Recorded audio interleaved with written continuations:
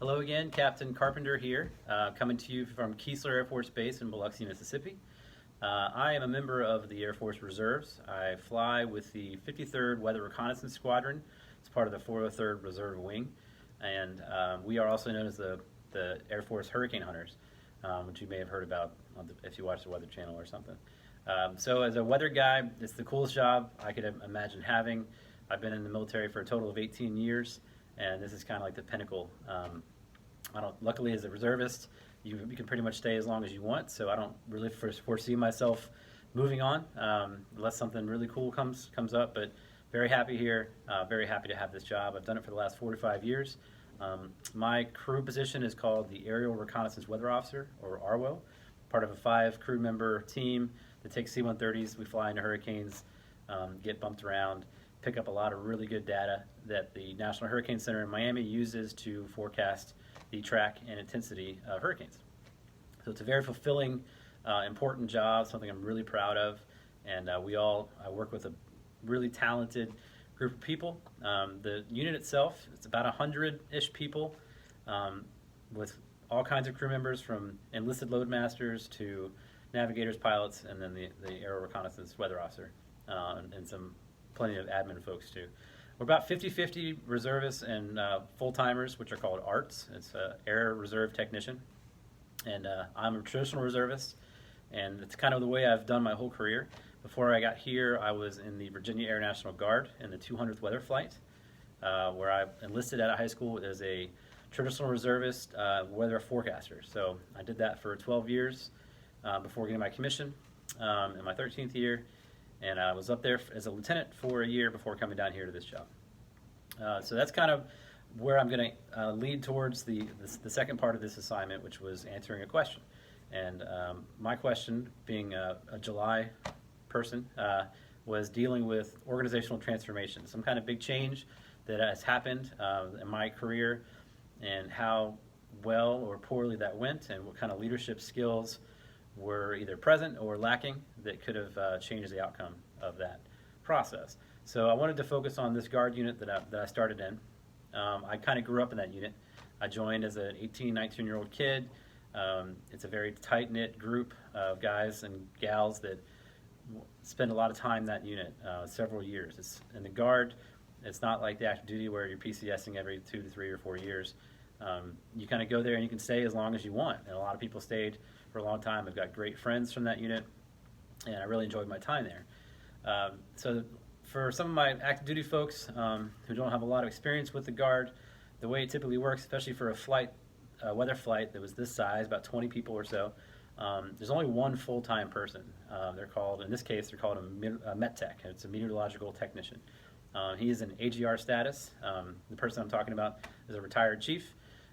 He was in AGR status, and his job was to take care of the unit day to day, in between our standard 1 week in a month and 2 weeks in the summertime that the people in the Guard and Reserves do.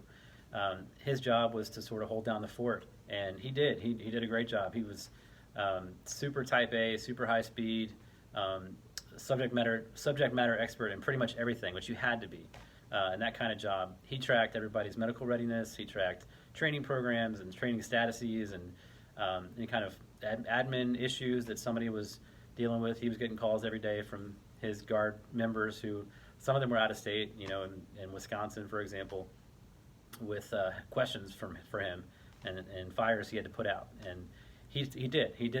He was he was a master sergeant when I joined back in 2002, and he just retired a few years ago.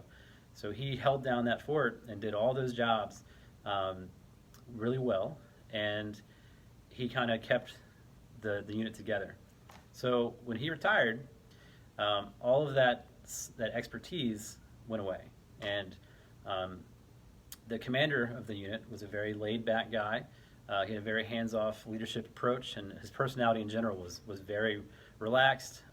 Everything's going to be fine, no big deal, and he let this Chief Master Sergeant run the show. Any questions that came to him as a commander, he basically ran it through the chief to answer or fix or whatever. So it was obvious to everybody, including myself, that when this guy retired, the chief, when he retired, the vacuum and the hole created was going to be massive, and it was going to be nearly impossible to replace. And it ended up that was the case. Again, I mentioned that his personality was very aggressive in a good way. I mean, he rubbed some people the wrong way, but I think he was really good at his job. He was super fast-paced and had his hands in every single pot, which he had to because he was the only person there during the week. And unfortunately, the person that was selected to replace him was not that way. She was very smart, very good at her existing job, but it was such a giant task to take over. It was going to be impossible to keep the show running the way it was, and that's the way it played out. A lot of things fell through the cracks. Programs were left untouched for months. People's medical readiness wasn't being tracked, and people were going red in certain things, and it became a mess. And I think where the problem started was something that the commander could have done and probably should have done was foreseen how big of a mess it was going to be and try to start preparing for that. And I'm not saying he didn't, but he didn't really include some of the senior NCOs that were still in the unit, and he didn't really seek a whole lot of guidance or feedback. He just kind of let it happen. He sort of sat back and watched. Again, a very laid-back personality. He said, well, the new person will figure it out. And again, it was very messy. And I think that's where the problem was, that not only do you have to adjust when there's a change. In this case, it was a change from one person running the show to a new person who couldn't possibly do the same job that person was doing. So not only do you have to adjust to that change as it's happening, you have to prepare for it as well. And you have to have, if you're a laid-back, hands-off kind of leader, this might be the time to try to change your mindset and be more of a hands-on, because that was a train that was going off the tracks a little bit and needed to be steadied, and that didn't necessarily happen. So that's kind of the brief version of the story. I would love to answer questions if there are any, and we'll see where it goes further on in the course. Thanks.